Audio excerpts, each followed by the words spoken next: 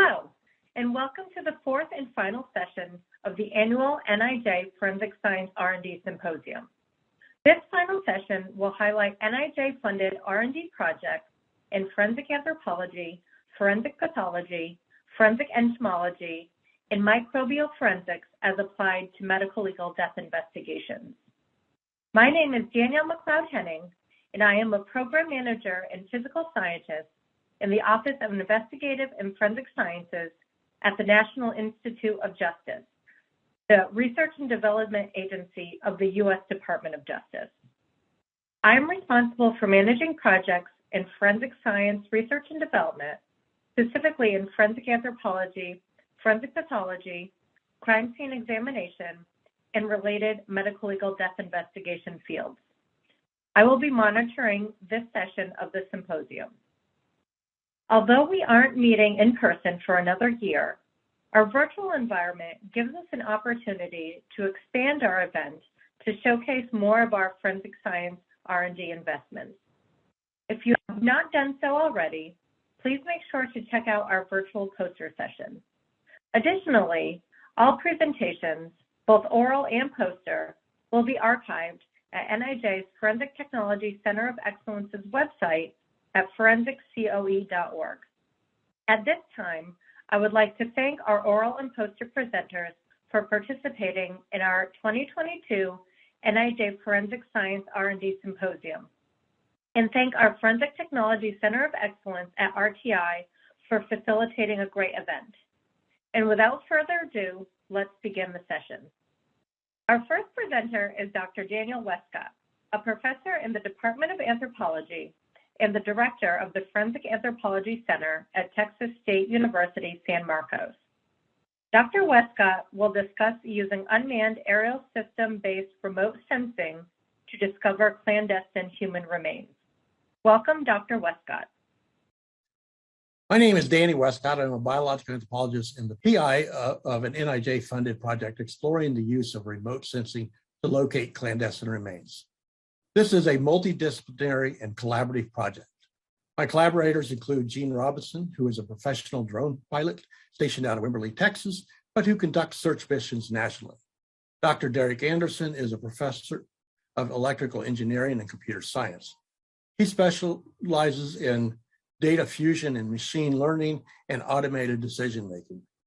Shane Seitz is the president and chief designer of Unmanned Systems Research. In this talk, I'm going to discuss why we embarked on the project. I will then provide a brief introduction to remote sensing, an overview of our methodology, and then some of what we've learned about locating subaerial and subterranean remains and the products we are developing to assist search groups.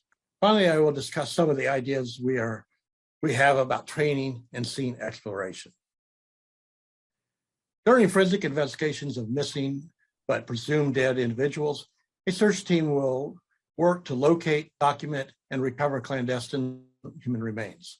The goal of the search team is generally to select a detection and recovery strategy that maximizes data recorded and physical evidence recovered from the scene while minimizing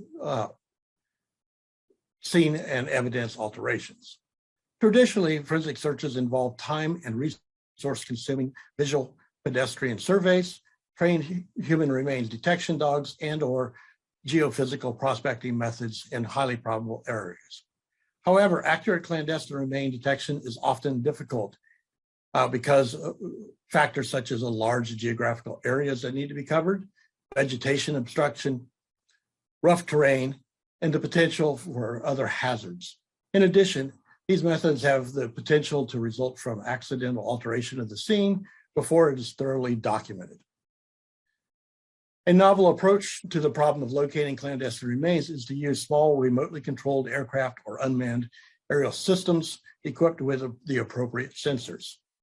UAS are increasingly being used by the civil services for search and rescue, crime and traffic accident, scene reconstruction, and emergency disasters. Basically, they are a tool that is commonly used by law enforcement. However, the type of sensor used in human remains detection is dependent on the environment and taphonomic factors. Environmental anomalies caused by the disturbance of soil or the the decomposition process may provide the best source of detecting buried or scavenged human remains. However, most agencies do not have access to the appropriate scanners or sensors. Therefore, our goal is to explore which sensors are more appropriate and provide the search team with a flexible, scientifically based best practices based on the available sensors, and to develop an interface that can be used during the search to explore algorithm output. Drones come in a variety of sizes and shapes, and often are classified based on wings and rotors. Typically, fixed wings drones are used for missions that necessitate longer flight times. Multi-rotor aircraft can be used in more confined areas, but have a reduced flight time. However, they can also be used to precisely image an area. For our project, we used a variety of platforms, but primarily multi-rotor aircraft. Sensors are either active or passive. Active sensors provide their own energy source, such as LiDAR, sonar, or radar.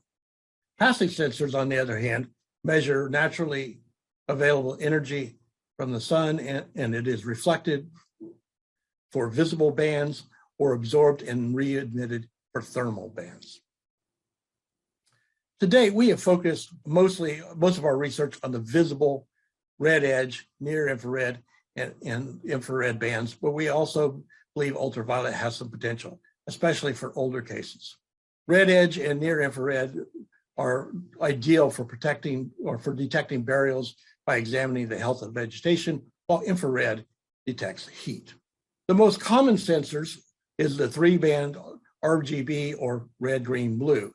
Multispectral imaging typically captures 4 to 10 bands, while hyperspectral collects data on hundreds of narrow bands. However, hyperspectral cameras are generally very expensive and produce large amounts of data. Therefore, our goal is to determine which bands are most useful for different search missions, depending on the factors such as time of year, time of day, deposition type, and postmortem interval, and make recommendations for filters that can be used. Remember, as often what we are doing when we are searching for human remains is trying to locate environmental anomalies that are associated with the remains. For example, burying something results in an environmental fingerprint that can change over time. In the short time scale, this includes local disturbances of the soil, compactness, moisture, and mineralogical properties. In the mid-range, revegetation can result in differences in vegetation between the grave and the surrounding soil, and in depressions or elevations of the soil. In the long term, it can be persistent changes in the vegetative index. All of these can be detected, but often require different sensors. We have been conducting our research at the Forensic Anthropology Research Facility in San Marcos, Texas. This is a 26-acre facility located on Freeman Ranch, dedicated to taphonomic research. We also have a wheeled body donation program where whole bodies are donated for scientific research. For this research, we place bodies on both the surface and we bury them. Some are placed near trees and some are out in the open. The burial size and depth also varies, with some graves hand dug and others machine dug. For each body, we also collect temperature data from the body core, as well as from the body's surface, the ground surface, the grave soil, and the air. Temperature is recorded at every 30 minutes to provide a continuous information in the relationship between these measures. We also collect handheld FLIR photographs of both subaerial and graves at various times of the day. This has been used to help determine the best time to fly with infrared.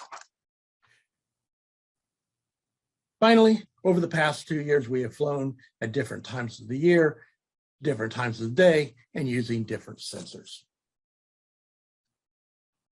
We've also developed a dashboard for our use to examine the relationship between all of this data longitudinally.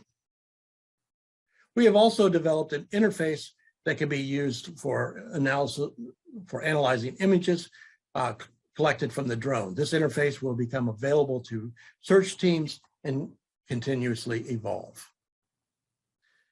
So now let's look at what we've discovered about surface remains. This picture shows an area of the facility with numerous bodies using a FLIR camera.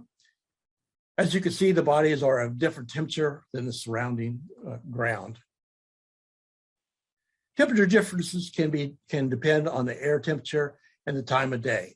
For example, on a hot midday, the body may be considerably hotter than the surrounding earth. However, in the morning or on a cold day, the body may be cooler than the surrounding earth, especially the cadaver decomposition island, as you can see in this picture right here. Whether it is sunny or cloudy also makes a difference in the contrast between the body and surrounding environment. This slide shows the same body in infrared on the top and then color photos on the bottom.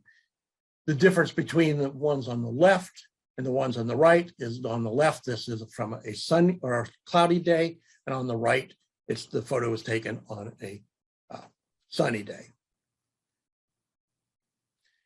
In this view, the radiometric data is only used. We see there's a considerable difference based on cloudiness. From these are from consecutive days with similar temperatures, but one day is cloudy and the other day is partly cloudy and one is sunny. As you can see, there's considerable differences between the body and the ground depending on the cloud cover, not only in the temperature, but also in the degree differences.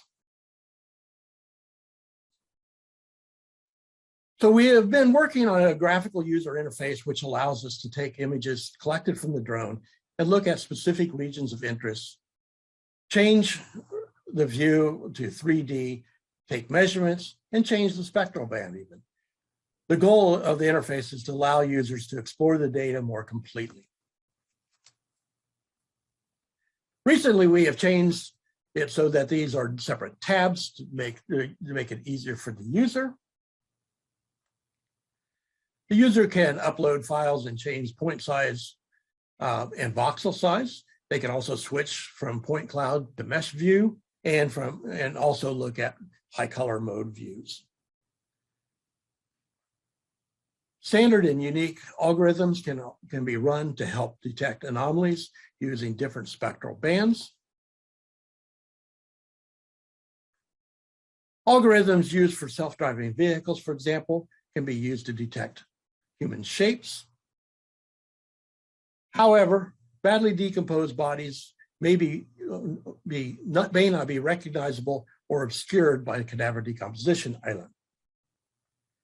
Therefore, we are working on a blob detection algorithm that can be used to detect cadaver decomposition islands, as you can see in this slide.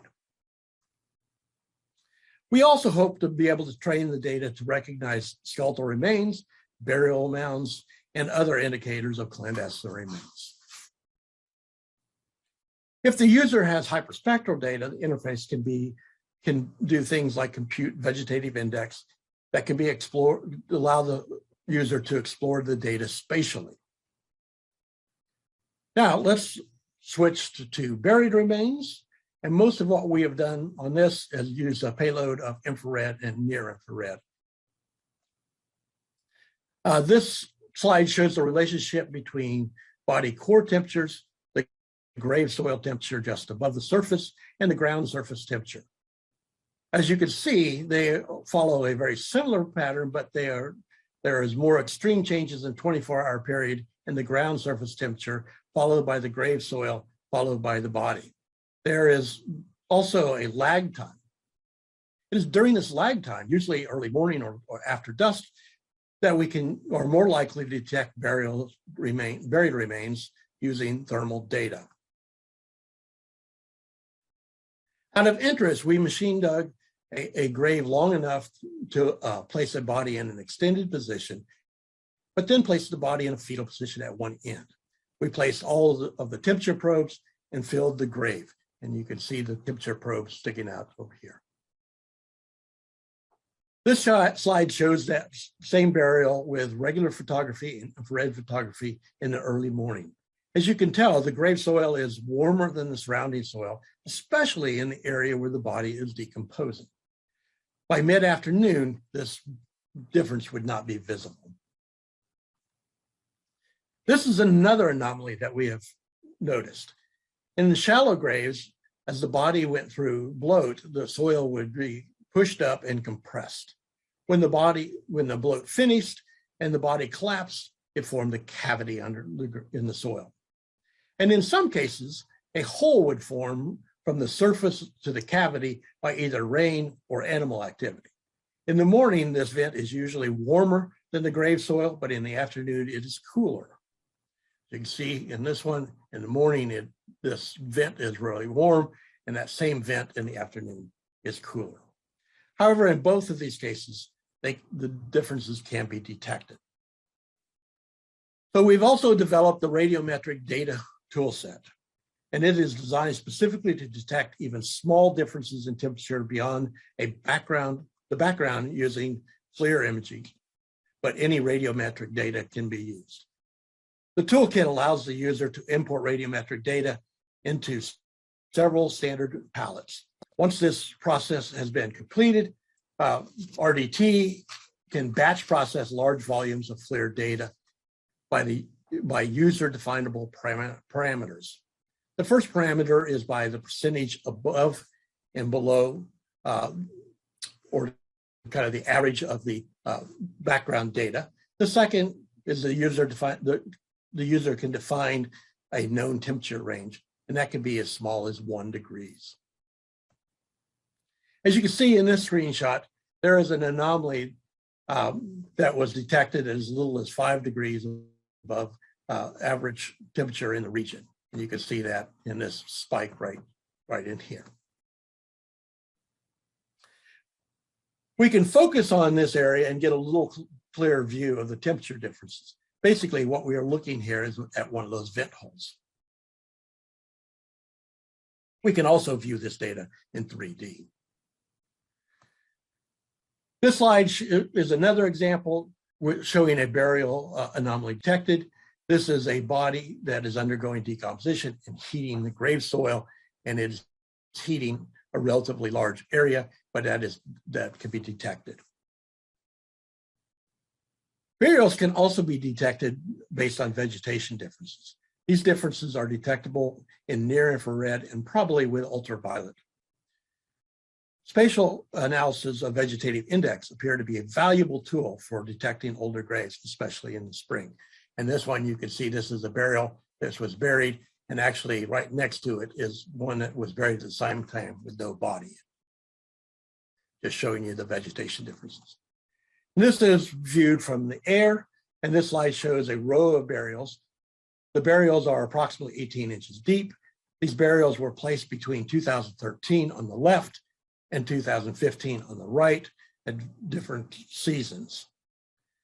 Between the burials there that can be seen, so you can see the burials right here indicated by, but between them starting here, there are also burial pits that were dug and filled in with no body, and they are not visible.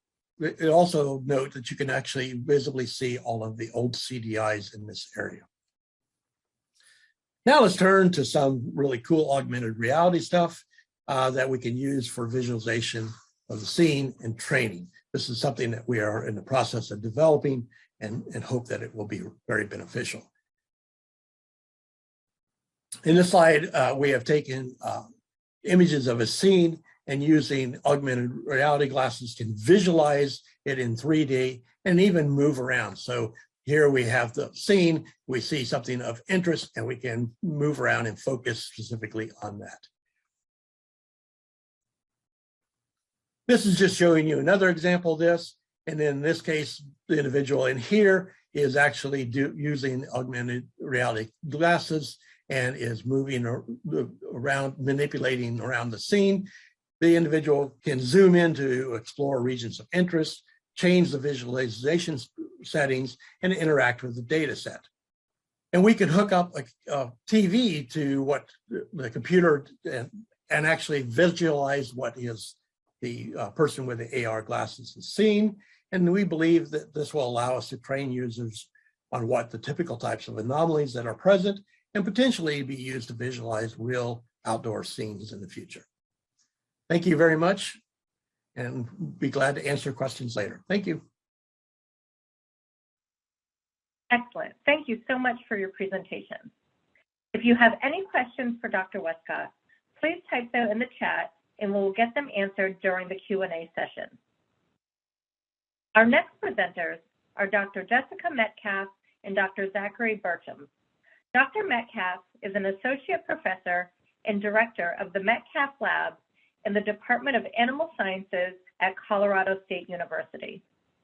Dr. Burcham is a postdoc researcher in the Metcalf Lab. Today, they will present on microbial clocks of human decomposition to accurately estimate postmortem interval. Here are Dr. Metcalf and Dr. Burcham. Hi, I'm Jessica Metcalf. My postdoc Zach Burcham and I are going to talk today about our research on microbial clocks of human decomposition for estimating the postmortem interval. In the United States, we have a large proportion of homicides that go unsolved. So over the last 10 years, about 42% have gone unsolved. And so estimating the postmortem interval can be one way to help solve some of these death investigations. And this can be by helping to identify the deceased, accept or reject alibis, or corroborate witness statements.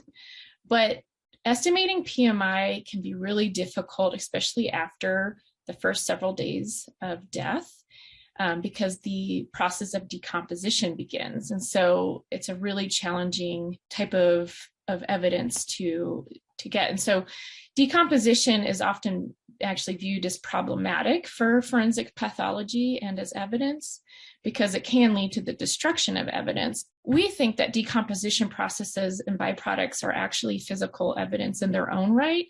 And these can be, in decomposition can be used visually, the chemistry can be tracked, or the microbes can be tracked.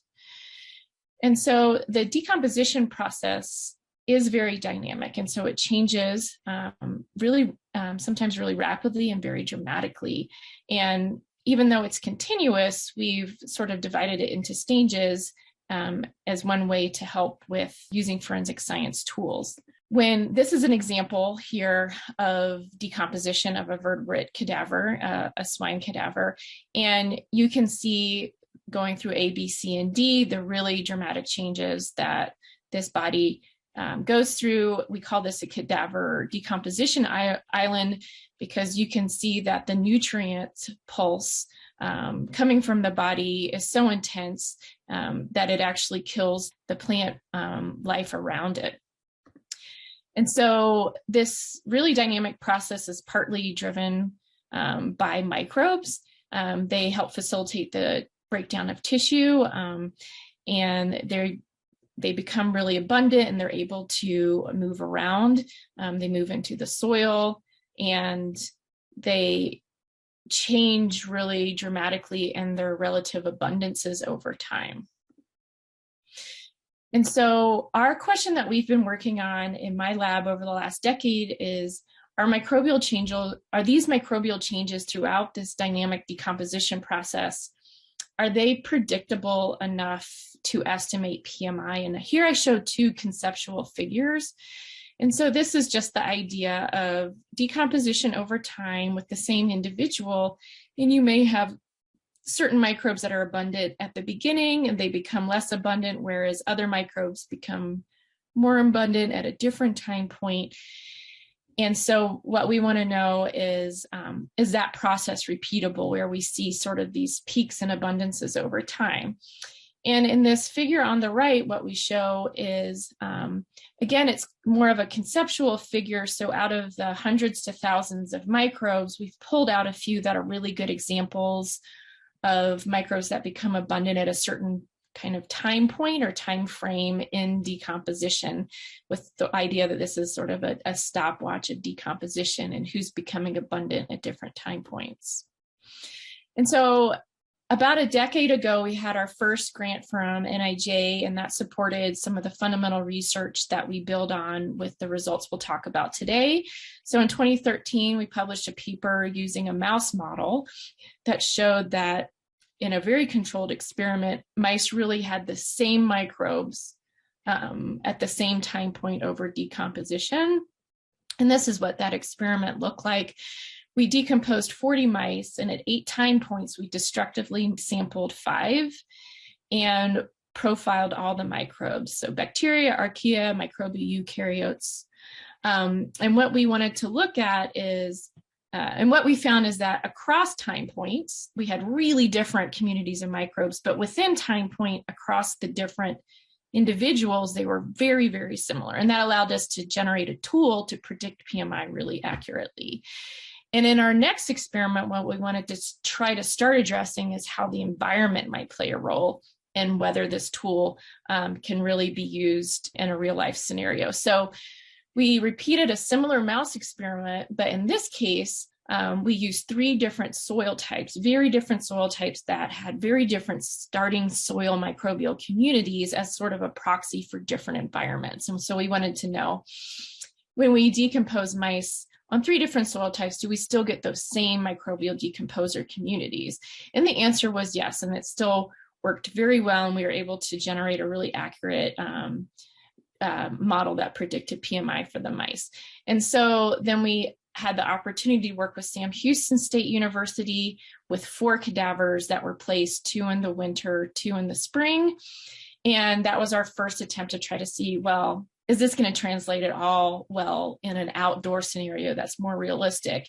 And what we found was, yes, actually with those 4 cadavers, we were still able to generate a model that was pretty accurate. You know, this was a very small data set, but that was kind of our pilot case study.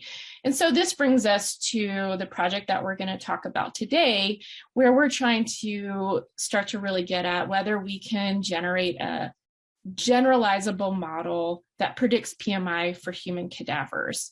And so this brings us to our current project, and I'm going to hand it over to my postdoc, Zachary Bertram, who will be starting a faculty position at UTK in the fall, and he's been the lead postdoc on this project, and he will now summarize some of our results.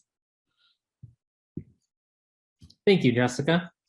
So to look at using these predictive measures of microbes and seeing if they are generalizable across different environments, we have a project that we are assessing the forensic and ecological impacts of human decomposition and the microbes associated with them at 3 different facilities.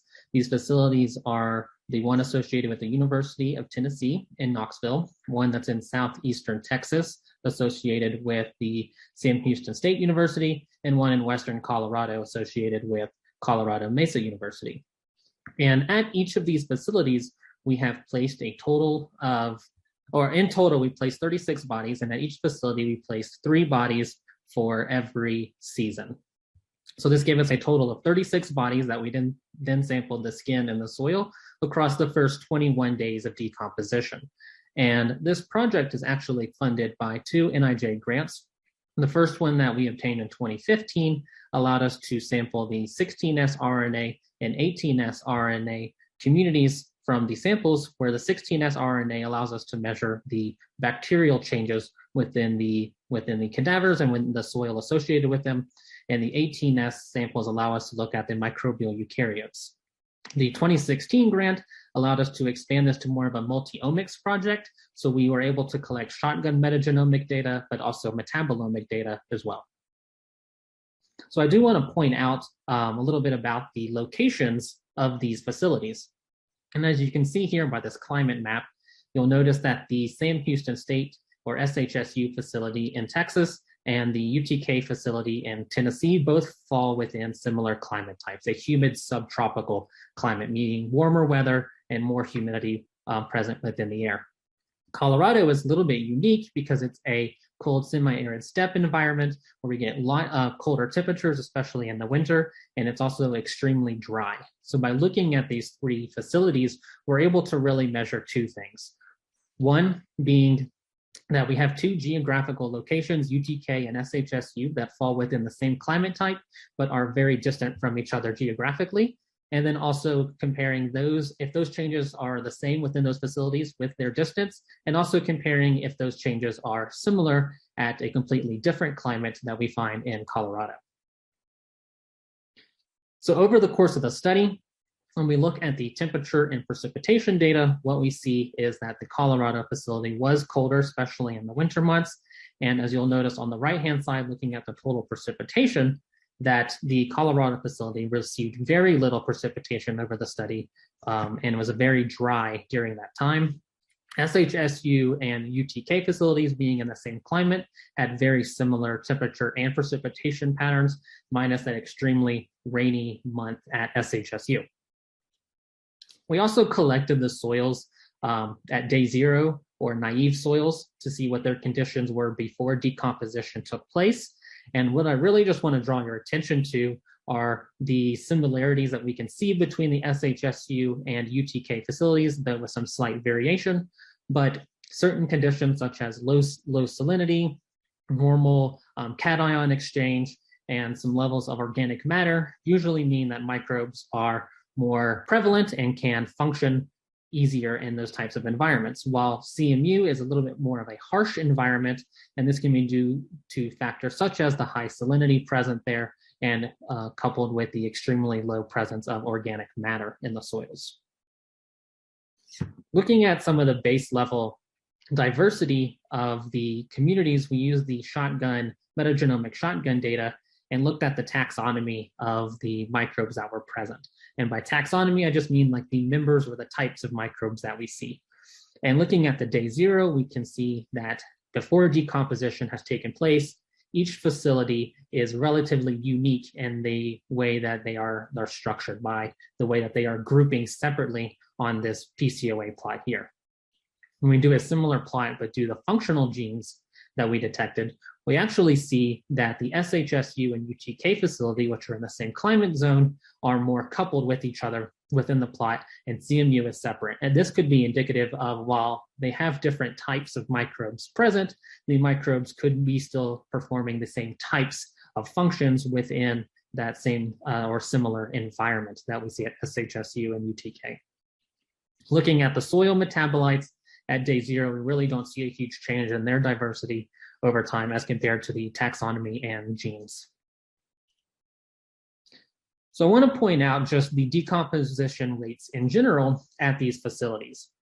And we measured the rate of decomposition by calculating a total body score. The method used was the Megesi scoring method, and plotted those scores over the ADD, or accumulated degree days, which is just a temperature-based measurement of time, where you essentially add up the average temperature of the day over the course of the study. Since we know that decomposition is highly impacted by temperature, this is commonly used for studying these decomposition rates.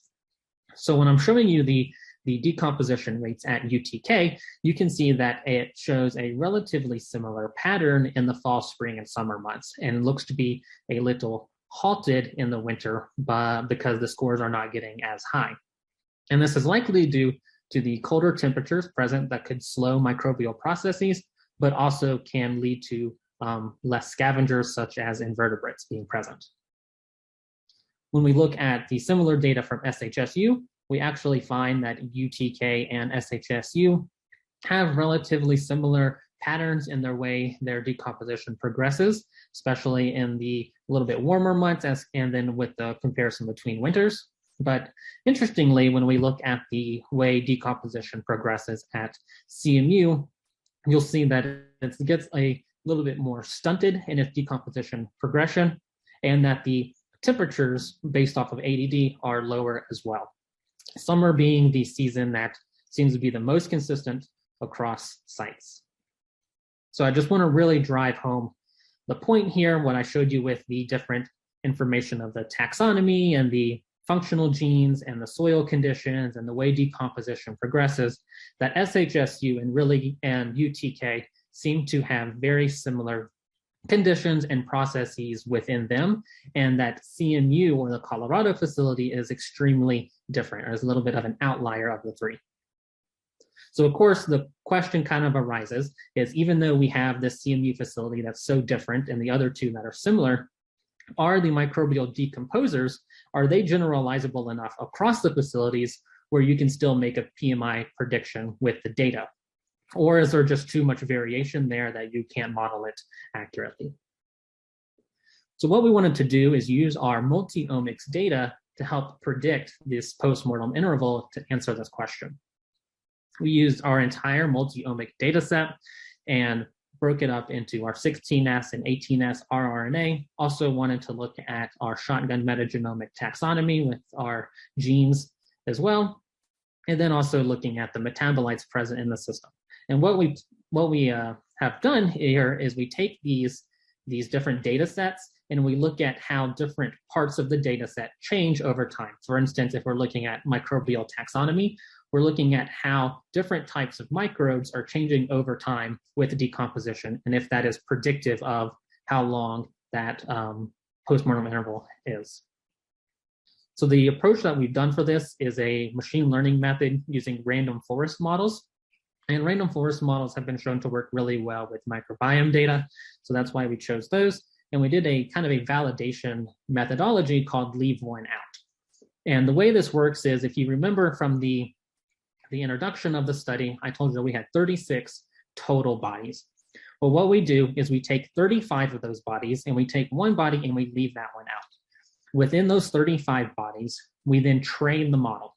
And we train the model by building a model on 34 bodies and predicting the one body, the 35th body, and cycle through all of the bodies until every body has been used once in the training set for the models. And we do that 500 times and we average it all together. And that gives us a final model that was built on or trained on the 35 bodies. And then, as a way to try to validate our model, we use that one body that was left out from the very beginning, that during the training of the model, it has never seen this body whatsoever. So it kind of simulates a body that we may receive from a case study. And we have the model then predict that final body. And we measure how well it's able to do that by looking at the error, and looking at the prediction and the error from the prediction to the real postmortem interval. And what we find is that the multi-omic models accurately predict PMI. And what it's actually predicting is the ADD. And you can see here on the figure, on the y-axis, this is the error scores that are in ADD, and a lower error would mean a better performing model. And on the x-axis, I'm showing you as the taxonomy level. So this is the taxonomic data, looking at the members of the community. And what we found is that accuracy is dependent on taxonomic level, meaning when we have higher resolution in our data, so that we can detect things like species, then we are able to get a more accurate model. When looking at the different data types that I have shown here, you can see that the 16S model looks to perform really well as compared to some of the shotgun metagenomic or metabolomic derived models. And within even those models where we had multiple data sites or sites of skin or soil, you can see that the skin samples tend to perform better than the soil samples. And a reason for this could be because skin is likely more similar between individual to individual, no matter where they are located, as compared to soil microbes from different geographical locations, which have shown to vary quite a bit. So I wanted to just point out here that we can take our best model and look at which taxa are the most important for those predictions. And you can rank them by their importance. And I want to just highlight the top 5 of these because I think this is really critical to what we're doing. You can see here on the right, I've shown the relative abundance change of these microbes at all 3 facilities. And you can see out of 4 of the 5 of them, they have a very similar change in their relative abundance over decomposition at these 3 facilities. And if you remember how different these facilities were at the beginning, this is really exciting that we're able to pick out microbes that have a similar structural change over time at these facilities that can be used for predicting the models.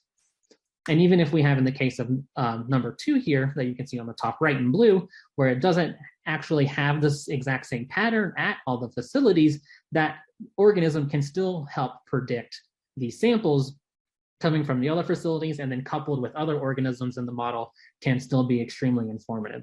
So even though we're seeing these completely different attributes at these facilities with their climates and things like decomposition progression, having to be able to find a set of microbes that are behaving similarly really shows that a generalizable model may be possible for PMI prediction from microbial features. So some of our current work is looking at validation data sets where we are taking data from some new bodies from the same facilities, but also getting bodies from new facilities that we've never worked with before to see if we can predict those and how well we can do those. And so far, the results are looking very encouraging, and we hope to share those with you soon. We are also wanting to include more diverse ecosystems. And on top of that, SHSU is kind of spearheading a project that we're helping with, where we're measuring the microbial change that takes place in indoor versus outdoor bodies, NIJ grant funded in 2019. And then we'd also like to see if we can incorporate some environmental factors such as humidity into the models to improve those, and then begin working with the medical legal community as well. So with that, I would just like to thank everyone who has helped with this project, all the facilities for taking samples for us, our funding, and of course to all the donors who, without them, this work would not be possible. Thank you. Very interesting. Thank you for that presentation. Our next presenter is Dr. Rabi Musah, a professor in the Department of Chemistry at the State University of New York at Albany. Dr. Musah will discuss progress towards the development of a database of chemical fingerprint signatures for species identification of Necrophagous insects. Thank you for joining us, Dr. Musah. Hello, everyone. My name is Rabi Musah, and I am a professor in the chemistry department at the State University of New York at Albany. And today I will be speaking with you about progress that we're making towards the development of a database of chemical fingerprint signatures that can be used for species identification of carrion insects, which can in turn be used to facilitate postmortem interval determination. So I'll start with a disclaimer, which is that this project has received support from the National Institute of Justice, but the opinions, findings, and conclusions or recommendations that I will be expressing are mine and those of the collaborators, and do not necessarily reflect those of the Department of Justice. So I'm going to begin with an outline, starting with medical, legal, forensic entomology and the relevance of blowflies to that field. I'm going to be talking about the analytical tool that we use to analyze blowflies, which is direct analysis in real-time high-resolution mass spectrometry, which I will be referring to as DART HRMS. I will then talk about some of the forms of entomological evidence to which we have subjected to direct analysis in real-time high-res mass spec. And then I will talk about the statistical analysis approaches that we apply to the data that is generated from this method, and how we use that to predict species, and then talk about how we're building a database of these species, and then I'll wrap up with some conclusions. Now, when death occurs, the remains undergo decomposition over time, and it turns out that often these remains are colonized by insects. Well, it turns out that which insects appear depends upon the level of decomposition or the progression of decomposition. So when death first occurs and you have like the fresh stage, that's when blowflies appear. These are the same critters that show up when you're trying to eat a hot dog, for example, in the park, and they won't leave you alone. So they show up at the first stage. And then as you get from the fresh to the bloated to the active, and then you get to advanced decay, that's when you start to see beetles showing up. So it turns out that because blowflies are the first arrivers, you can actually utilize them to estimate postmortem interval or time since death, since it turns out that often they will show up within 5 minutes of death having occurred. And so what we have here are images of some of these species of blowflies that might show up. It turns out that to be able to use these flies to determine or estimate a postmortem interval, there's some things you need to know about the flies, and you need to be very, very accurate. For example, you need to know what species the fly is. You also need to have information on the environmental factors that were at play when these flies were colonizing the remains. So, for example, the humidity, the temperature, as well as knowing something about the species. So anyway, this information can be used with biological and chemical changes to the body to establish, in some cases, a fairly accurate postmortem interval. Now, while that, if you say it, it seems fairly straightforward, it turns out that there are a number of challenges that emerge when you try to do this in the real world. So it turns out that insects at each life stage are readily distinguishable, even to an untrained eye, but different species at the same life stage are much more challenging to distinguish. So first of all, let's visit this cartoon here that we have showing the life cycle of a typical fly, blowfly. You have a mother fly that lays eggs, and the eggs hatch into maggots or larvae, which pass through the first, second, and third instars, and then eventually they pupate. And then following some incubation period, you get emergence of the adult fly. Now here you have some real images of these three life stages. So you have the larvae here, some pupae here, and some adult flies. And it turns out that while it is, you can readily see the difference between larvae and pupae and adults, it turns out that looking at different species, which are indicated by these different numbers, it's a lot harder to do. So 1 and 2 are different species, but it would be hard to figure that out if you were just to look at that. And so what happens is a lot of entomologists, when they collect evidence or retrieve evidence from decomposing remains, if the evidence is viable, they will rear it to adulthood so that they can base assessment of species identity on the gross morphological features of the adult. And what this basically means is that it's time intensive, it's resource intensive, and you need facilities, and you need somebody who has that expertise. And so what myself and our collaborator, Dr. Jennifer Rosati at the John Jay College of Criminal Justice wanted to do was figure out if we could take an alternative approach that would bypass some of these problems in enabling species determination. And so the approach was to base species determination on identification of species-specific metabolome profiles or small molecule profiles of the flies, and to determine these rapidly by mass spectrometry. So that's what I'm going to be describing to you today.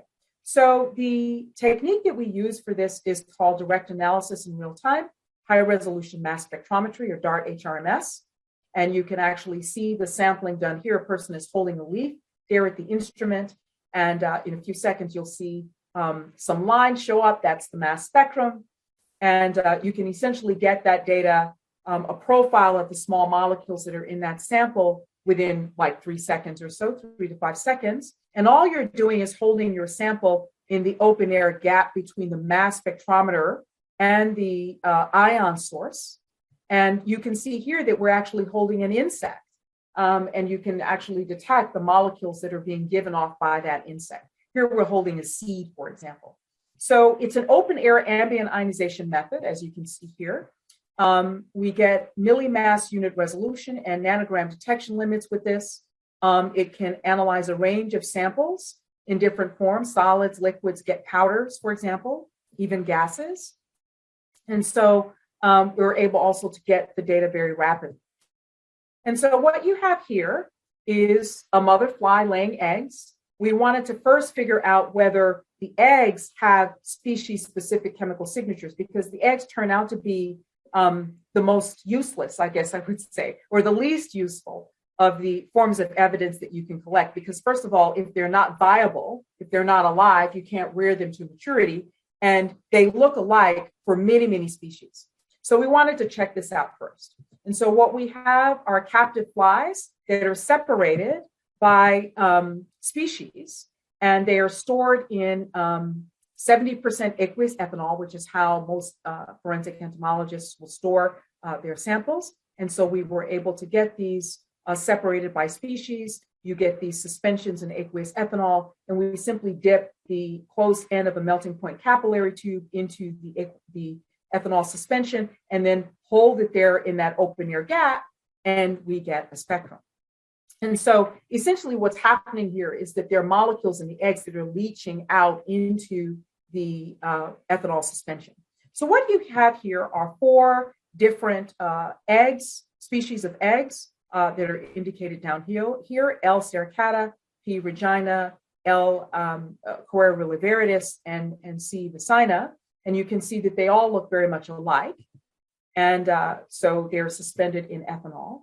And it turns out that when you analyze that ethanol suspension, you get, by DART HRMS, you get spectra that look like this. So essentially what you have are representative examples of mass spectra of the indicated species that you see here. Each plot is the relative intensity of the masses of the molecules that are detected.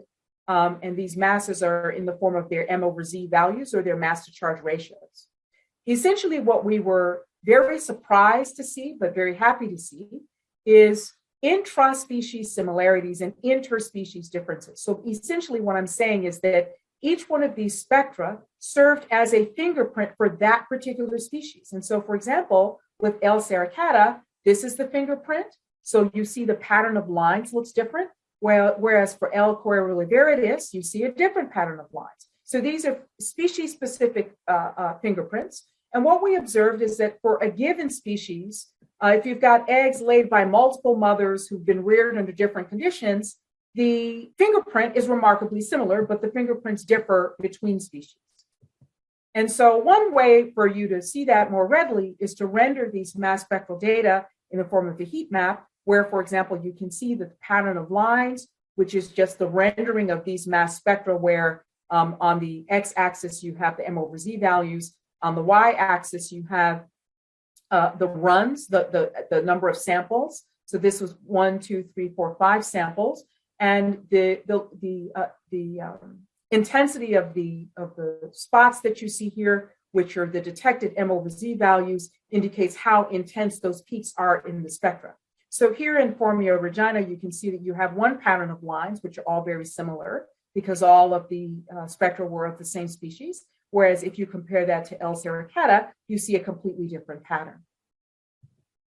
Now, you can take that data and subject it to linear discriminant analysis, for example.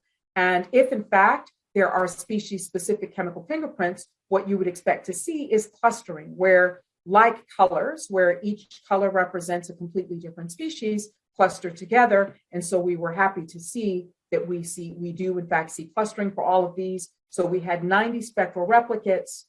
We used 11 feature masses. These are masses that were shown to be, that revealed themselves to be important for discriminating between classes. 3 principal components accounted for 93% of the variance in the data. And the leave one out cross-validation, which was used to assess how well the model was able to predict the species, was 84%. So we were really happy to see that we could do this simply by analyzing the suspension of the eggs. This is a different rendering of the same plot, just to show that if you turn it around, you can have things that look like they're really close together are actually in fact separated. Now we wanted, of course, to look at the other life forms, the larvae, the pupae, and the adults, using the same methodology. In fact, the larvae are the ones, that's the growth, the life stage that's most often collected from remains. And so these were analyzed in the same way, stored in aqueous ethanol and analyzed as I described previously. And but this time, going from the eggs, for example, to the larvae, to the pupae in the adults, the data became a lot more complex. And so we couldn't use a statistical analysis technique like linear discriminant analysis or kernel discriminant analysis because the data were too complex. And so ultimately, we decided upon using artificial neural networks.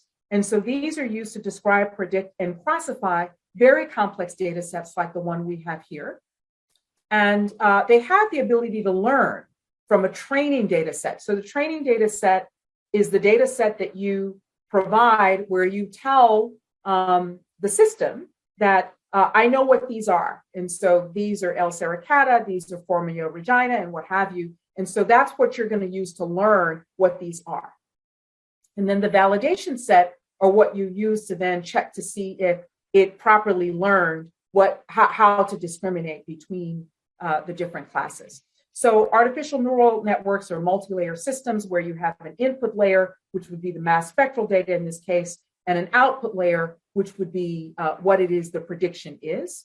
And the training is an iterative process that requires sample pretreatment, which has to be optimized, which we've done. And you get this pretreatment of the data to remove redundant variables. In other words, molecules, M/Z values that do not enable you to distinguish one class from another. Now, the specific type of neural network we used was the self-organizing map, or the Cahonin map. And the goal of this is to create a self-organizing map so that you place all of the samples into a 2D space, like we have here. And so the output of this is a honeycomb that you see like this, that's color-coded, where each color represents a class. Each one of the hexagons that you see in here represents a neuron that is used to describe a vector of weights for each of the variables that was in your input layer, in other words, your masses. And so your input layer is directly connected to your output layer, but these self-organizing maps can be performed either supervised or unsupervised, so that they can then predict what it is that your class is. And so the multivariate statistical analysis workflow that we devised is shown here for the species that you see here on the left-hand side. So we analyzed not only adults, but eggs, larvae, pupae. And when we generated the data, we processed it by binning and normalization for the larvae, the pupae, and the adults. And then we subjected that data after bringing it up, importing it into MATLAB in the form of a 2-column matrix where you have M/Z values and their relative intensities. We subjected it to minimum redundancy, maximal relevance feature selection. And this is just a fancy way of saying that we selected those features that were most important in enabling us to distinguish between the different species within each one of these life stages. Following that, we subjected the data to sparse discriminant analysis to confirm that inherent within the data were the attributes that allowed us to get clustering and therefore separation of the different classes, which we were able to do. And then from there, we whittled the data down further to select significant discriminant variables, which were then used to build the Cahonin map model, which then served as our model of prediction. So what did we get? Well, starting with the larvae, we were gratified to see that the results that we got were very, very similar to what we saw for the eggs. In other words, we detected intra-species similarities. So if you're looking at L. sericata from many different mothers, from many different places, your profile, your fingerprint is essentially the same, but interspecies differences, meaning that each of these fingerprints is different for the different species. We also, just to show you as an example for C. rufifacies, your fingerprint is very similar in terms of the range of the actual peaks that you see, right? So this is where I'm showing you the intraspecies similarities. One of the things that's nice about doing the self-organizing maps is it enables you to extract from your data those molecules represented by their M/Z values that are unique markers for a particular species. And the reason why you want to do that is that if you can figure out, for example, a particular molecule that is indicative of a particular species, then you can cut mass spec out altogether and simply identify your insects by looking for a particular molecule or testing for the presence of a particular molecule. So for example, what we have here are larvae, pupae, and adults, where the lines that you see that are correlated to particular M/Z values are indicating how heavily weighted that particular M/Z value was in allowing you to distinguish one particular species from another. So for example, you can see in this case that this mass at 61 was an important identifier for pretty much all the species, okay? Whereas, for example, this mass at 150 or so that's in turquoise was particularly relevant for Formia regina. So we're still in the process of going through these and figuring out which ones are associated with a particular life stage and a particular species. And hopefully when we start to figure those out, we'll be able to come up with little sensors that look for, detect particular molecules that will be indicative of species identity. Now, with regard to the output of the self-organizing maps, this is what we got for the larvae. And so this is a representative example. We have our honeycomb, which is the output, and you can see it's color-coded according to species. So for example, the yellow would be C. vicina, whereas the green would be C. rufifacies, and so on. And so the white circles that you see in here are the training samples, and that's where they fell. And then the black circles are for the external validation samples. So these are the ones that we were using to test the model. So the merits of the model are shown in this table at the bottom for the larvae, the pupae, and the adults. And it's so wonderful that for the larvae, the prediction capacity is 100%. It was right all the time. For the pupae, it was 96%, and for the adults, it's 93%. And so we are really, really pleased with how this model works for our validation. Extending this to look at the pupae and the adults, we also see that we get pretty high numbers, which I reported on before. But the really nice thing here is that when we tested the external validation samples, the models for the larvae, the pupae, and the adults were able to correctly predict what the samples were. And that's what these true entries here are that you see for all of our species.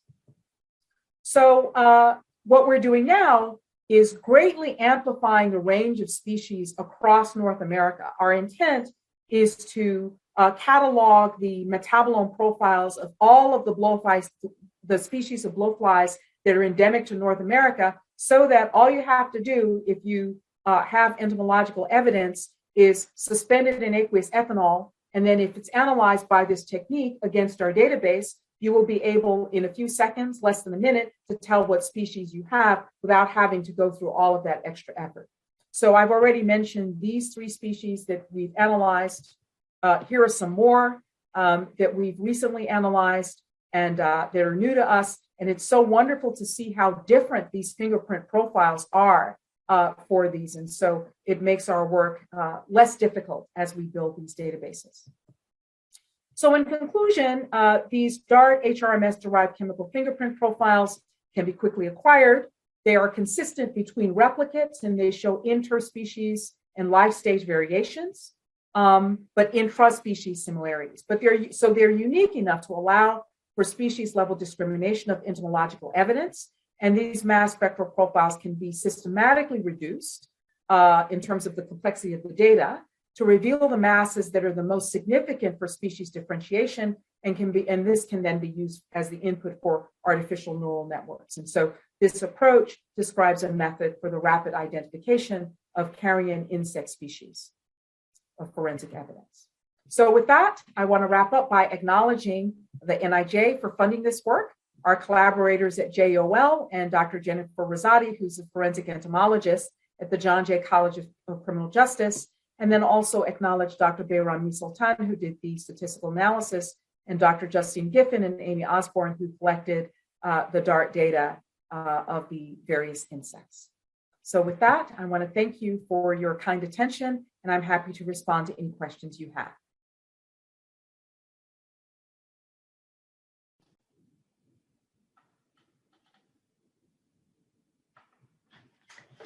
Good afternoon or good morning, depending on where you are. And we are going to open up the live Q&A session for our first 3 presenters for the Forensic Anthropology and Forensic Pathology panel session. So without further ado, Dr. Wescott, we have the first question is for you. What UIS scanning / detection method would you use for the detection of human skeletal remains? That's a good question. So actually, we're not quite sure. So right now, I think that actually that's where the UV is actually going to come in useful. But right now, we haven't really focused on skeletal remains that much. Excellent, thank you. And moving on to Dr. Metcalf and Dr. Burcham. One of our audience members stated that it would be interesting to see this study done in a tropical rainforest setting. Since in Hawaii, there isn't much data on this. Do you have any plans of expanding this study to even more climate types? That's a great question, and that is exactly what we're kind of interested in for the next sort of obvious logical steps for this research. It's twofold, beginning to validate with external samples, but also expanding the actual database that underlies the model. And so one challenge is we're limited to locations that have anthropological research facilities. And so that does limit kind of the types of climates that we are able to include. And with that in mind, we sort of, as a first pass, are interested in sort of at least trying to represent or prioritize those climates that represent the bulk of locations in the United States or the bulk of the population in the United States. So certainly in the warm temperate areas with facilities such as Sam Houston State, San Marcos, the Florida facilities, University of Tennessee, Knoxville. There's a lot of arid parts of the United States. So we have Colorado Mesa University.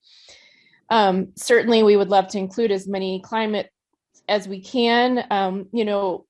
In the validation studies kind of inform us how important it is to include additional climates. And so, for example, so Zach had alluded to, we recently did some of these external validations. We included 2 facilities that were represented in our model. So Tennessee and Sam Houston State and Huntsville, and then two facilities that we did not have any bodies from these to build our model. And that was Danny's facility at San Marcos, as well as one in Quebec.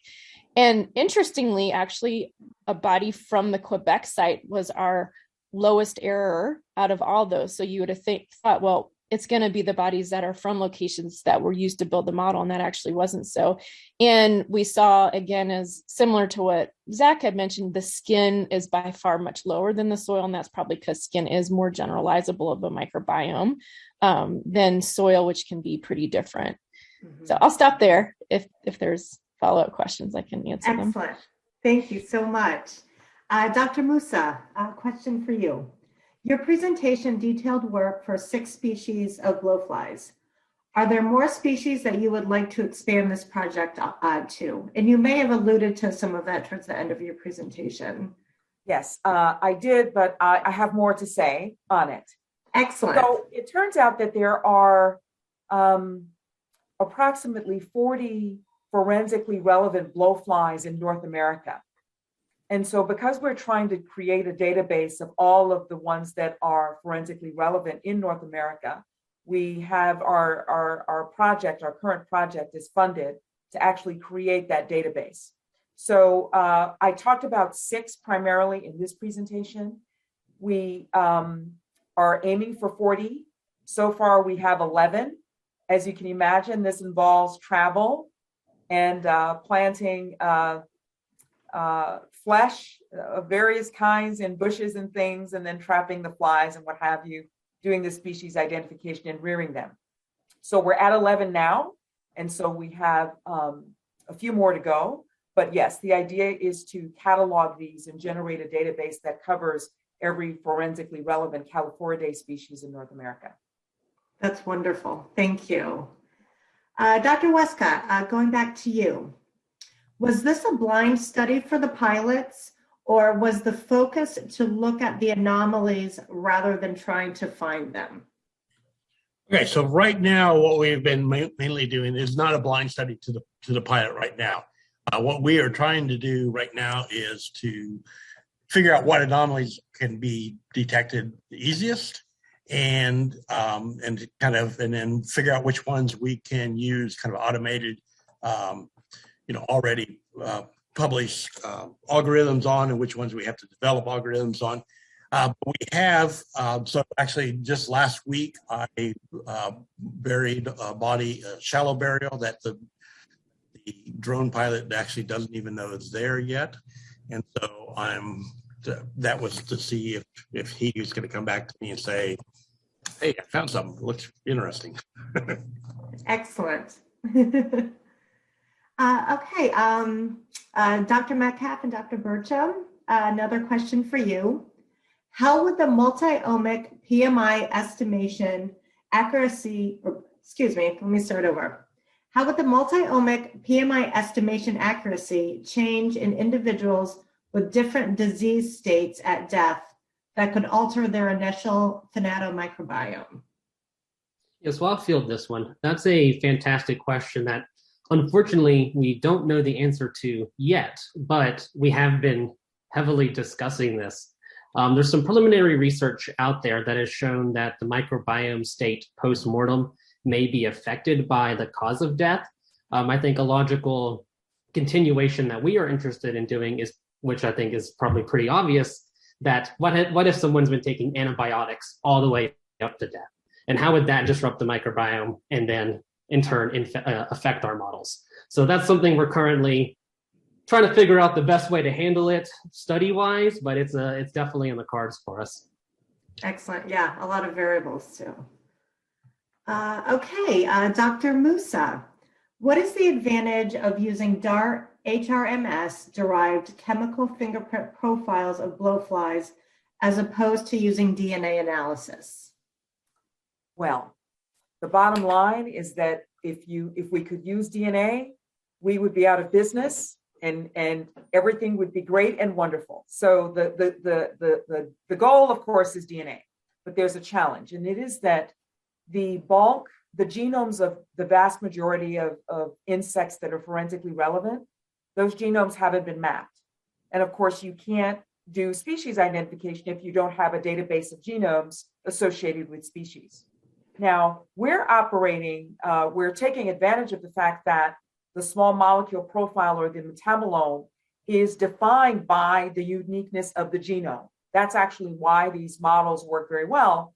And so the beauty of this is that while people are also trying to use DNA barcoding, where instead of getting the entire genome, you have a segment, of mitochondrial DNA, for example, the challenge with insects like blowflies is that there's some species of bacteria like Wolbachia that will modify the mitochondrial genome, DNA, basically, so that if you just simply take the sample and you extract its DNA, if you were to rear the sample to maturity, you would have different species, but the cytochrome C oxidase part of the gene looks very similar.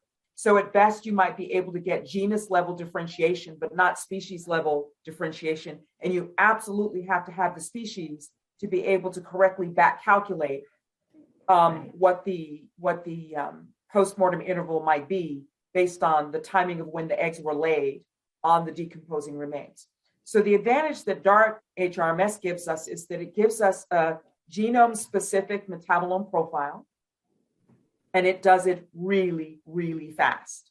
So these experiments take place, we're able to get a chemical signature within about 5 seconds and do the data processing and what have you within about a minute. And with the database, within about 5 minutes, we'll be able to tell you with a simple analysis of just the solution that the entomological evidence was stored in, what the species of insect is, and therefore it will dramatically increase the utility of the forensic evidence that is collected. A lot of times it sits because it's not viable, so the entomologist can't rear it to maturity to figure out what the species identity is. And even if it is viable, oftentimes crime labs simply don't have the budget to have, an entomologist on staff who can do that type of analysis in terms of rearing the flies to maturity and all of that. And then even if you did have DNA databases, it's a lot cheaper. This method is a couple of dollars to run, and to get the DNA analysis is quite a bit more expensive than that. So those are the advantages.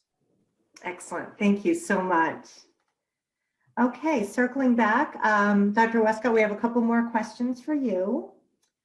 Does insect activity, such as maggot mass movement, affect the UV drone images?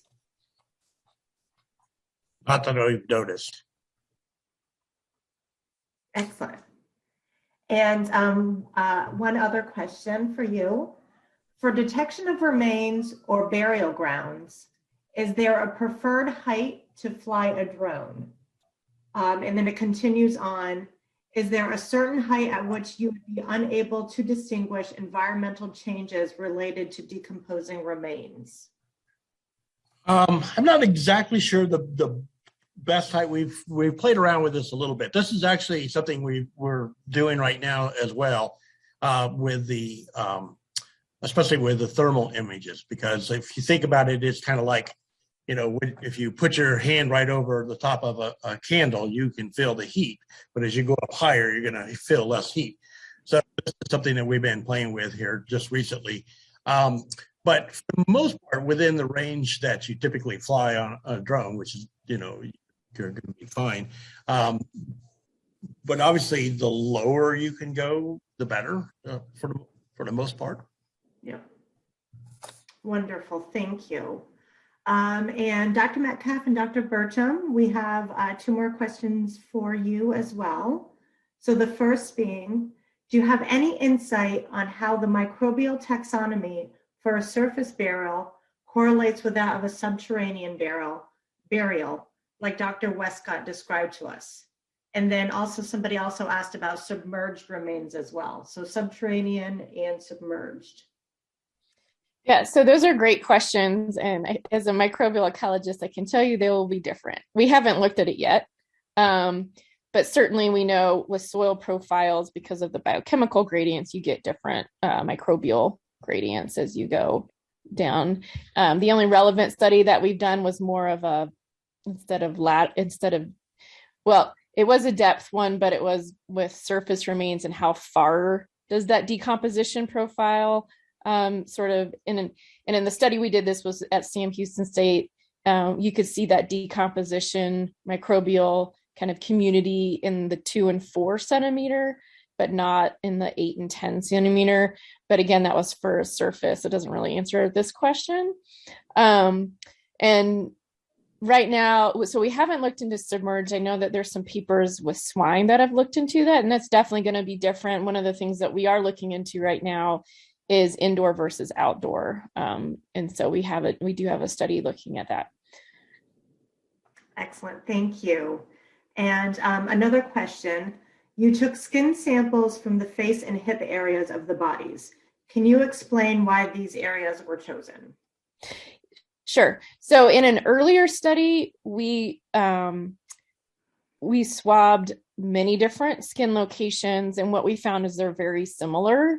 And so for this study, we simply pared it down to the 2 locations that we wanted to use, that we thought potentially could still be a little bit different because the face is, you know, has openings, whereas the hip is much further from an opening, I guess. But we still find them to be very, very similar, to be honest. We probably could go down to just one location, but because these are such precious studies, we hate to take too few of samples types. Yes. Because redoing them would be difficult. So yeah. Okay, well, we are getting close to the end of our Q&A session, but we have 2 more questions left. One for Dr. Musah. In addition to blowflies, have you considered expanding this research to carrion beetles as well? The short answer is yes.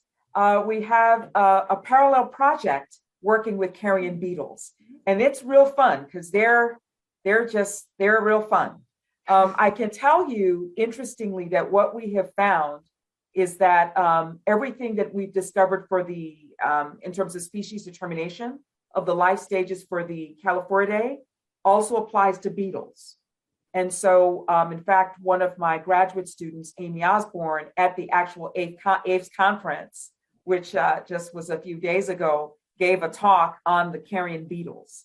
And so those but we're finding the same thing. So we're basically trying to also build a database analogous to the one that I talked about here for carrion beetles. Wonderful, thank you.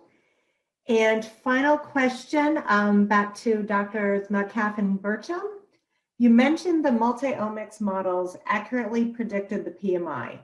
Is that for up to 21 days or was it for a longer PMI? Yeah, so it is within that 21-day window. When we kind of average, when we did the models, we really tried to predict the accumulated degree days. When we average that throughout the entire study, it's about a 3-day error. So it is like a 3-day error within that 21-day range.